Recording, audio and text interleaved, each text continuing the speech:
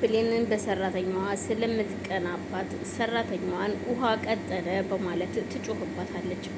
ሰራተኛዋ ማርናታም ሁሉን ነገር ለወንድሜ ስል እችላለሁ እታገሳለሁ እንጂ በፍጹም ይሄን ቤት ለቅቄ ሂጄ ወንድሜ መታከሚያ እናቴን ማገዝ ማን ያግዝልኛል? ያለውን ነገር ሁሉ ብደበድብኝም እችልሻለሁ የምትዩን ነገር በይኝ በማለት ሁሉን ነገር እየሰማች ዝም ትላታለች። ብሌን ወደ ኪችን ሄዳ ሁሉንም ነገር እያነሳች እያሸተተች መሬት መጣል ትጀምራለች። ብሌን ሁሉን ነገር ያየች ዝም ከማለት ውጪ ሌላ ምንም አማራጭ የለም። ስድቡም እየጎረፈላት ነው። ስድቡንም እየሰማች እንባዋን እያፈሰሰች አንገቷን አቀርቅራ ሁሉንም ነገር ትሰማለች። ማራናታ ሁሉን ነገር እንደዛ የምትሰማው ለወንድሟ ስትል እንደሆነ ምንም እየገባት አይመስልም። ብነግራትም እንኳን እኔ ምን ቸገረኝ በማለት እንጂ እኔ ሀብታም ነኝ፣ እየፈለኩትን ሰራተኛ ሶጥቼ የፈለኩትን ሰራተኛ ማምጣት የምችል ሴት ነኝ፣ አንቺ እየተረገምሽ ገረድ ይሄ ምንድነው ቆሻሻ ነው በማለት ሁሉን ነገር እያወጣች ብርጭቆውንም እያሸተተች ወደ ቆሻሻ ቦታው መመለስ ትጀምራለች። ማራናታ ግራ ተጋብታ ችግር የለውም እሽትዬ የምትኝን ነገር ሁሉ እሰራለሁ ምንም ችግር የለውም ስትላት፣ ብሌን ግን ገና ብዙ ነገር አደርግሻለሁ እያለች ጩኸቷን ስታቀልጥ በድንገት ባለቤቷ ይሰማታል። ባለቤቷ ቴዲም ይሰማና ወደ ኪችን ቆይ ምን ሆናችሁ ነው ምን ተፈጥሮ ነው ሲላት፣ ጭራሽ ትይዛታለች አንገቷን።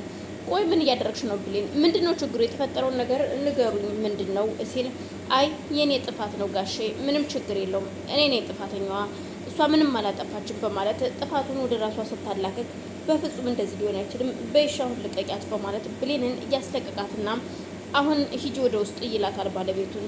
ባለቤቱ ብሌንም እሺ ብላ እየተናደደችም ቢሆን ወደ ውስጥ ከሄደች በኋላ ቴዲ ማራናታን ቆይ ምንድን ነው የተፈጠረው ነገር? የተፈጠረውን ነገር እያንዳንዱ ነገር ንገሪኝ እፈልጋለሁ ማወቅ እፈልጋለሁ ሲላት፣ አይ ምንም ነገር የለም በቃ ጥፋተኛ እኔ ነኝ እኔ ስራዬን በአግባቡ ስላልሰራው ነው እሷ የተናደደችው ቴዲ እባክህን አንተ ከባለቤት ጎን ቁም ስትለው፣ አልገባኝም ምን እያልሽ ነው ይላታል።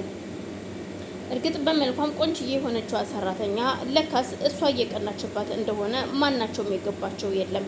እሷ ግን ለምን ቴዲስ ይከላከልላታል እኔ ጋር ተደርቦ ለምን አልጮህባትም የምትለው ነገር ግራ ያጋባው ቴዲም፣ አሁን ለማንኛውም ራስሽን አረጋጊና ስራሽን ስሪ ምንም እንዳትናደጅ ችግር ካለ ለኔ ንገሪኝ ይላትና ትቷት ይወጣል። ማራናታም እሺ ብላ እቃዋን እያጣጥባ ከጨረሰች በኋላ ቤቷን ለማጽዳት ሞላና መጥረጊያዋን ይዛ ወደ ሳሎን ከሄደች በኋላ ድንገት እናቷ ትደውልባታለች። የእናቷን ስልክ አንስታ ቁጭ ብላ እናቴ እንዴት ነሽ ወንድሜ እንዴት ነው የሚል ጥያቄ ስታቀርብላት፣ ወንድሟ ብር ስለሌላት እናቷና የሚታከምበት ነገር እንደሌለ ስታቅ ከሐኪም ቤት ወጥቶ ቤት እንደተቀመጠ ስትነግራት ማራናታ እጅግ ትደነግጣለች። እማ ምን እያልሽ ነው? አዎ ልጄ ገንዘብ የለኝም ገንዘብ ጨረስኩኝና ወደ ቤት መለስኩት ስትላት፣ ማራናታ ደንግጣ አንገቷን ደፍታ እያለቀሰች ድንገት ቴዲ ይመጣል። ማራናታ ምን ተፈጥሮ ነው ምን ሆነሽ ነው ሲላት፣ አይ ምንም አልተፈጠረም በማለት ችግሯን ለመደበቅ ብትሞክርም እሱ ግን እንድትደብቀው ሳይሆን እውነቱን እንድትነግረው ይጠይቃታል። ካጠገቡ ቁጭ ብሎ እንደ ወንድም ሲጠይቃት፣ እሷም እንግዳውስ ከጠየከኝማ ወንድሜ ታሞ ሆስፒታል ነበረ እናም አሁን እኔ ደሞዜ ገና አልደረሰም ወንድሜም እናቴ ነበረች የምታስታምመውና እናቴ ብሯን ስለጨረሰች ከሆስፒታል እንዲወጣ ተደረገ። አሁን ቤት ነው ያለው በሞትና በሽረት መካከል ነው ያለው። እናም ለዛ ነው የተጨነኩት። የገንዘብ ችግር ከሆነ ምንም እንዳታስቢ እኔ ገንዘብ እልክልሻለሁ ምንም እንዳይጨንቅሽ ሲላት ትደነግጣለች። የእውነት ይሄ ከአንተ አንደበት ነው ወይ የሚወጣው ብላ ስትደነግጥ፣ ምንም ችግር የለውም ማራናታ ብቻ ወንድምሽ ይዳን እንጂ የገንዘብ ችግር የለብንም በጣም ደስ ይለኛል በማለት አቅፋው ደስታዋን ስትገልጽ፣ በድንገት ብሌን ትመጣለች። ስትመጣ ስታያቸው ሁለቱ ተቃቅፈው ስለነበረ እጅግ ትናደድና በጣም ጥሩ ከሰራተኛ ጋር ጭራሽ ትማግጣለህ አንተ ከሰራተኛ ጋር ሸገዳሜ ትላለህ የሚሉትን ያልሆኑ ያልተገቡ ቃላቶችን ስትወረውርበት፣ ቴዲም ምነው አሁንስ አበዛሽው በማለት በጥፊ ይላታል።